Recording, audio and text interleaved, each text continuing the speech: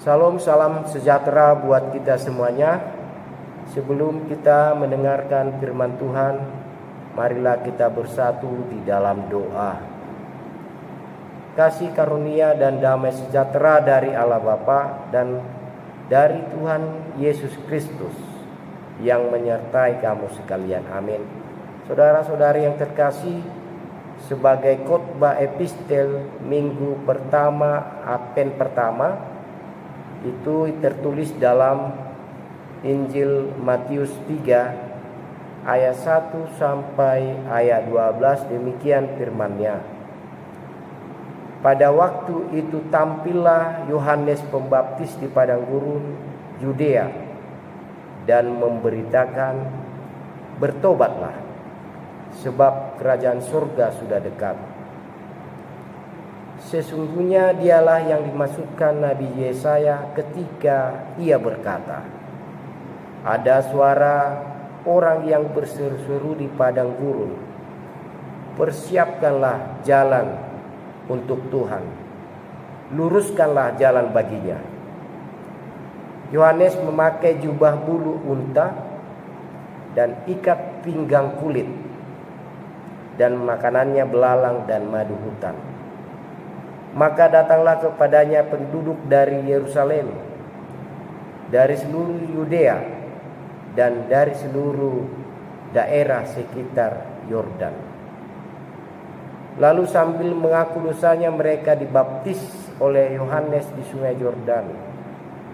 Tetapi waktu ia melihat banyak orang Farisi dan orang Saduki datang untuk dibaptis, berkatalah ia kepada mereka, hai kamu keturunan ular beludak, siapakah yang mengatakan kepadamu bahwa kamu dapat melarikan diri dari murka yang akan datang? Jadi hasilkanlah buah yang sesuai dengan pertobatan. Dan janganlah mengira bahwa kamu dapat berkata dalam hatimu, Abraham adalah bapa kami. Karena aku berkata kepadamu, Allah dapat menjadikan anak-anak bagi Abraham dari batu-batu ini. Kapak sudah tersedia pada akar pohon, dan setiap pohon yang tidak menghasilkan buah yang baik pasti ditebang dan dibuang ke dalam api. Aku membaptis kamu dengan air sebagai tanda pertobatan. Tetapi ia yang datang kemudian daripadaku lebih berkuasa daripadaku, dan aku tidak layak melepaskan kasutnya. Ia akan membaptiskan kamu dengan Roh Kudus dan dengan api. Alat penampi sudah di tangannya. Ia akan membersihkan tempat pengirikannya dan mengumpulkan gandumnya ke dalam lumbung. Tetapi debu jerami itu akan dibakarnya dalam api yang tidak terpadamkan. Demikian firman Tuhan. Saudara-saudari yang terkasih, ini adalah kisah tentang Yohanes Pembaptis yang bisa kita lihat atau dicatat dalam kitab Matius 3, Markus 1, Lukas 3, dan Yohanes 1 ayat 19 sampai ayat 28. Saudara-saudari, Yohanes Pembaptis adalah orang yang dipilih Tuhan untuk mempersiapkan jalan bagi Yesus atau jalan atas kedatangan Yesus. Ia adalah putra dari Zakaria dan ibunya bernama Elisabet, saudara sepupu Maria. Ketika dia berusia 27 tahun, dia muncul sebagai pengkhotbah yang berseru-seru di padang gurun. Selanjutnya hidupnya dia dipenjara dan dipenggal kepalanya karena ia mengecam perkara Herodes Antipas yang mengambil istri sepupunya yang bernama Herodias. Saudara-saudari yang terkasih dalam Kristus Yesus, Yohanes Pembaptis bukanlah seorang rasul atau murid Yesus, tetapi ia adalah orang yang menyiapkan kedatangan Yesus yang pertama kali dengan 3 cara, yaitu memberitakan pertobatan, menyiapkan umat untuk kedatangan Tuhan, lalu bersaksi dan mengajarkan tentang Tuhan Yesus. Saudara-saudara yang terkasih di dalam Kristus Yesus, seruan kata dalam perikop ini, bertobatlah. Makna dari pertobatan dalam istilah Yunani metanoe adalah berbalik. Berbalik yang dimaksud di sana adalah meninggalkan kehidupan yang lama, meninggalkan kejahatan atau dosanya, berjalan menuju arah yang berlawanan, yaitu di jalan terang di dalam Tuhan. Keputusan untuk berbalik dari dosa menuju kepada keselamatan di dalam Kristus Yesus itu hal menyangkut atas penerimaan Yesus, bukan hanya sebagai juru selamat dari hukuman dosa. Itu adalah sebagai Tuhan atas kehidupan kita. Jadi pertobatan itu meliputi pergantian penguasa, yaitu dari penguasaan iblis menjadi penguasaan Kristus di dalam firman-Nya. Bisa kita lihat dalam Kisah 26 ayat 18. Saudara-saudara yang terkasih, pertobatan merupakan keputusan yang sukarela pada pihak orang yang berdosa, yang memungkinkan oleh kasih karunia yang memberi kemampuan kepada mereka untuk melakukannya ketika mereka mendengar dan percaya kepada Injil. Jadi syarat utama mutlak untuk memiliki dan mempertahankan anugerah keselamatan itu adalah harus adanya pertobatan yang bersumber dari iman percaya bahwa Kristus adalah Tuhan dan Juru Selamat. Yang kedua, saudara-saudari yang terkasih, dikatakan di sana tadi menyiapkan umat untuk kedatangan Tuhan. Nah, peristiwa ini terjadi ketika orang-orang Farisi dan orang Saduki yang datang kepada Yohanes.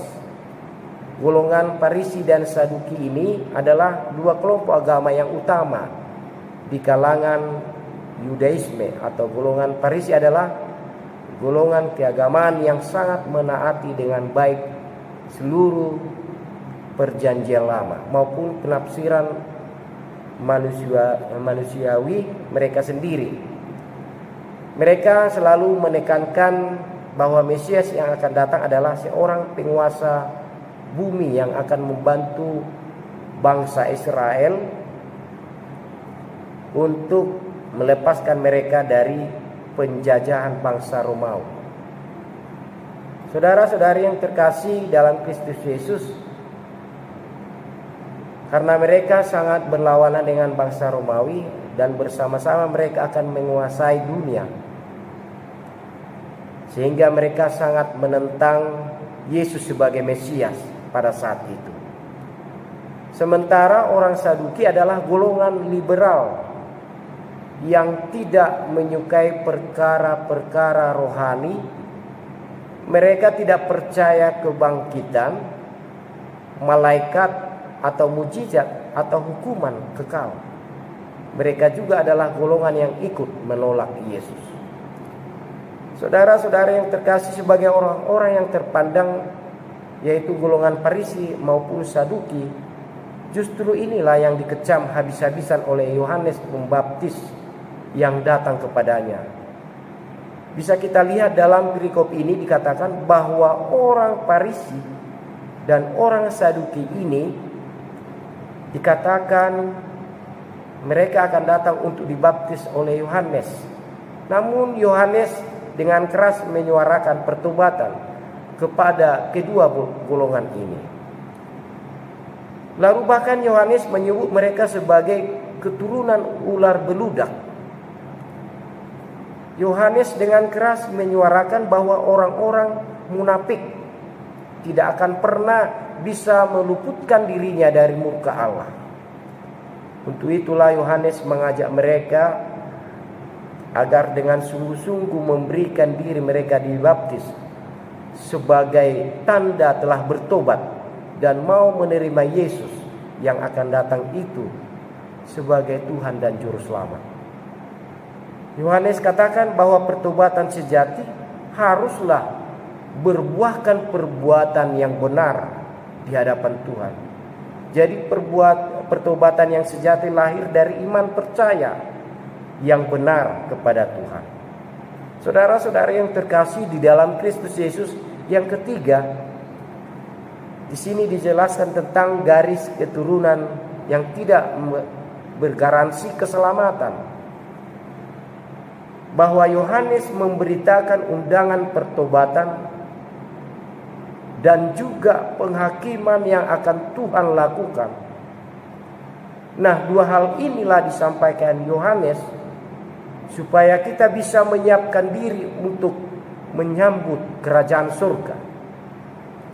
Orang Farisi dan orang Saduki tadi disebut sebagai keturunan ular beludak karena mereka suka menyerang dengan tiba-tiba. Orang Farisi ini dan Saduki ini berpikir mereka aman, selalu selamat karena mereka belajar firman Tuhan dan sebagai keturunan Abraham. Tetapi kenyataan dalam praktek hidupnya, mereka tidak menunjukkan bahwa mereka adalah keturunan Abraham. Apakah kita mengaku Kristen karena keturunan saja? Ataukah kita benar-benar bertobat dan mengakui Tuhan sebagai Juru Selamat kita? Saudara-saudara yang terkasih di dalam Kristus Yesus, kita tidak diselamatkan karena keturunan. Pertobatan di hadapan Allah itu merupakan pertobatan individu. Namun tanggung jawab setiap umat Allah adalah menyampaikan pertobatan dan kabar sukacita bagi setiap orang. Terkhusus setiap orang tua harus mengajarkan dan mendidik anak-anak mereka dengan benar. Teladan iman dari orang tua mempunyai peran penting bagi anak-anak.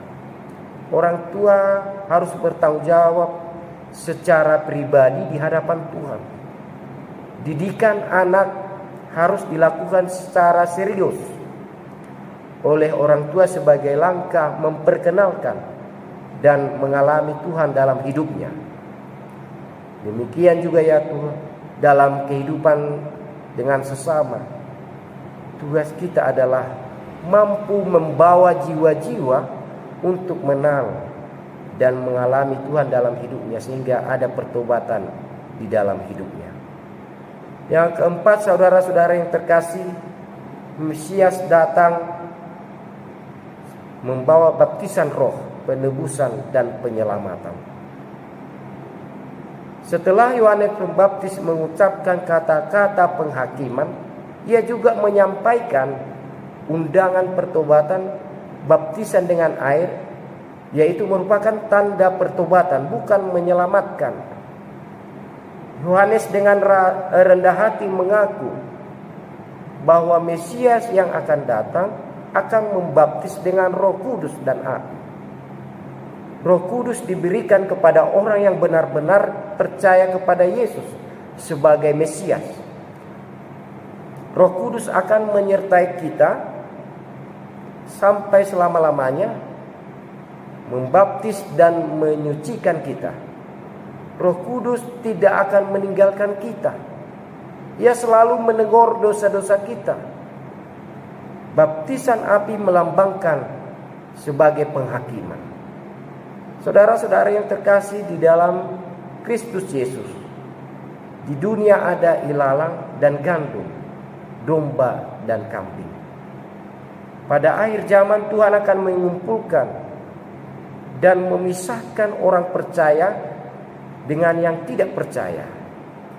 Yohanes Pembaptis mengungkapkan bahwa salah satu tugas Mesias adalah membaptis para pengikutnya dengan Roh Kudus dan api, yaitu suatu baptisan yang memberikan kuasa yang luar biasa untuk hidup dan bersaksi bagi Kristus. Saudara-saudara yang terkasih dalam Kristus Yesus, salah satu usaha manusia untuk menyambut dan menyongsong kedatangan Tuhan itu adalah dengan bertobat dari kehidupan lama. Karena tanpa pertobatan manusia mustahil akan layak dalam kerajaan Allah. Karena pertobatan itu adalah buah dari iman percaya kita kepada Tuhan. Untuk itu buah dari pertobatan itu pastilah sukacita yang kekal yang bersumber dari Tuhan Yesus Kristus.